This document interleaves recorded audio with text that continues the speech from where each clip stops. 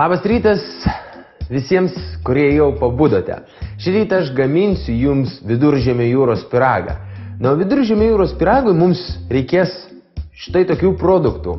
Pomidorų, sviesto, svogūno, alyvuogių, česnakų, kiaušinių, krevečių, miltų, prieskonių mišinio, į kurį įeina druska, pipirai ir bazilikai, alyvuogių aliejus.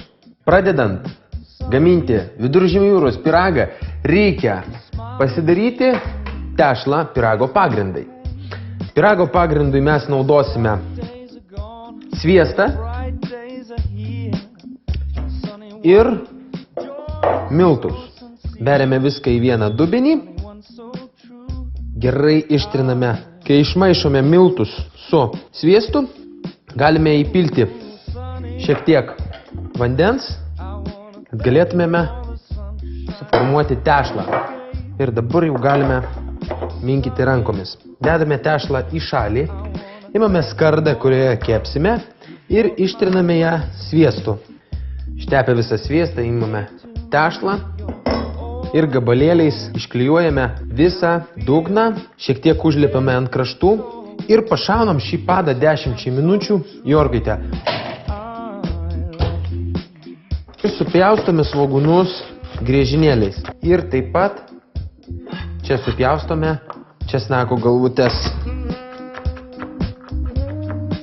O dabar viską galime sudėti jau įkaitintą keptuvę. Kepame svogūnus su česnakais apytiksliai 10 minučių. Pasiruošiu kiaušinį, kurį naudosiu įdarui. Kiaušinį mes išplaksime, įpilsiu grietinėlės,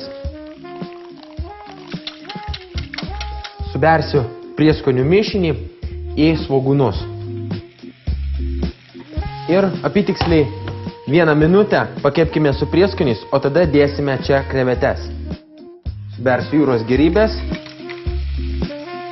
kepkime apytiksliai 2-3 minutės ant mažos ugnies.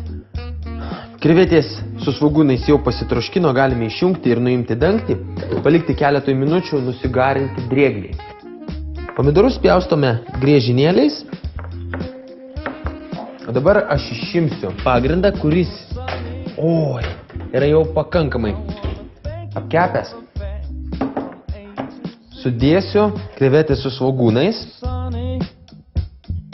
Dabar galime pilti dalį kiaušinio su grietinėle ir išdėliosime pomidorus. Beje, jeigu turite šaldytuve gabalėlį sūrio, sūris čia tikrai labai praverstų. Na, aš kaip tik turiu. Dabar ant viršaus užpilsiu dar šiek tiek grietinėlės su kiaušiniu, užbarstysiu sūrio.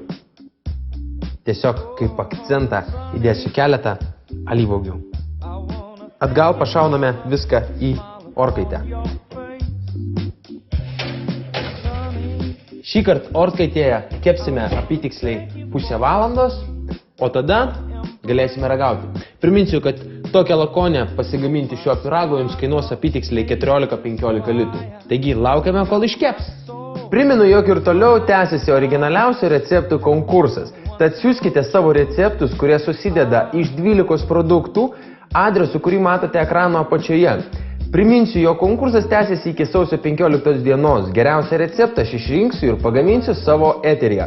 Na, o priminsiu, jog pagrindinį prizą jums įsteigė Soros International House. Tai yra anglų kalbos kursai. Na, dabar aš manau, kad viskas jau yra iškepę ir galime bandyti skanauti. Dabar aš jums palinkėsiu, ne jums iš tikrųjų, savo palinkėsiu gero apetito ir pasimatysime rytoj ryte. Ate.